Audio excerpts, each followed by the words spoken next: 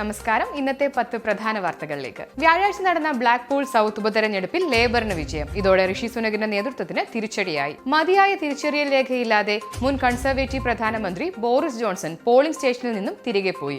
പിന്നീട് തിരിച്ചറിയൽ രേഖ ഹാജരാക്കിയ ശേഷം സൗത്ത് ഓക്സ്ഫോർഡ് ഷെയറിൽ അദ്ദേഹം വോട്ട് രേഖപ്പെടുത്തി. തെളിഞ്ഞ കാലാവസ്ഥയിൽ തുടരുന്ന ബ്രിട്ടനിലേക്ക് മഴമേഘങ്ങൾ വരുന്നു. ഇടിമിന്നലോടുകൂടി ശക്തമായ മഴയാണ് രാജ്യത്തിന്റെ ചില ഭാഗങ്ങളിൽ അടുത്ത ദിവസങ്ങളിൽ നേരിടേണ്ടി വരിക. ഗാസ യുദ്ധവിരുദ്ധ വിദ്യാർത്ഥി പ്രക്ഷോഭത്തിന്റെ ഭാഗമായി ന്യൂയോർക്കിൽ 300-ലേറെ പേരെ അറസ്റ്റ് ചെയ്തു. കൊളംബിയ സർവകലാശാലയിലും സിറ്റി കോളേജ് ക്യാമ്പസിലും നടന്ന റാലികളിലാണ് ന്യൂയോർക്ക് സിറ്റി പോലീസിന്റെ നടപടി. യുഎസിലെ ക്യാമ്പസുകളിൽ നടക്കുന്ന ഫലസ്തീൻ അനുകൂല പ്രതിഷേധങ്ങളിൽ പ്രതികരിച്ച് പ്രസിഡന്റ് ജോ ബൈഡൻ. ഇതാദ്യമായാണ് പ്രതിഷേധങ്ങൾ സംബന്ധിച്ച് യുഎസ് പ്രസിഡന്റ് പ്രതികരണം നടത്തുന്നത്. മേയർ ഡ്രൈവർ തർക്കത്തെ തുടർന്ന് ബസിനുള്ളിലെ മെമ്മറി കാർഡ് കാണാതായ സംഭവത്തിൽ ഡിപ്പോയിലെ ജീവനക്കാരെ ചോദ്യം ചെയ്യാനൊരുങ്ങി തമ്പാനൂർ പോലീസ്.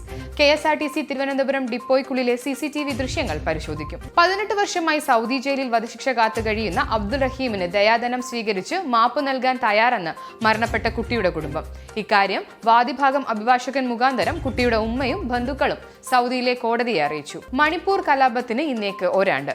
സമാധാനം പുനഃസ്ഥാപിക്കാതെ ഇന്നും അശാന്തിയിലാണ് മണിപ്പൂർ. അഭ്യൂഹങ്ങൾക്കൊടുവിൽ രാഹുൽ ഗാന്ധിയുടെ സ്ഥാനാർത്ഥിത്വം സ്ഥിരീകരിച്ച് കോൺഗ്രസ് അധ്യക്ഷൻ മല്ലികാർജുൻ ഖാർഗെയാണ് സ്ഥാനാർത്ഥി പ്രഖ്യാപനം നടത്തിയത്.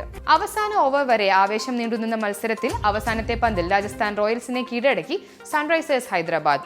ഒരു റണ്ണിന്റെ ആവേശ ജയമാണ് ഹൈദരാബാദ് സ്വന്തമാക്കിയത്. ഇന്നത്തെ 10 വാർത്തകൾ പൂർണ്ണമാകുന്നു. കൂടുതൽ വാർത്തകൾക്കും വിശദ വിവരങ്ങൾക്കും Anand TV UK channel subscribe ചെയ്യുക. കൂടാതെ Anand TV mobile app download ചെയ്ത് സൗജന്യമായി ആസ്വദിക്കും.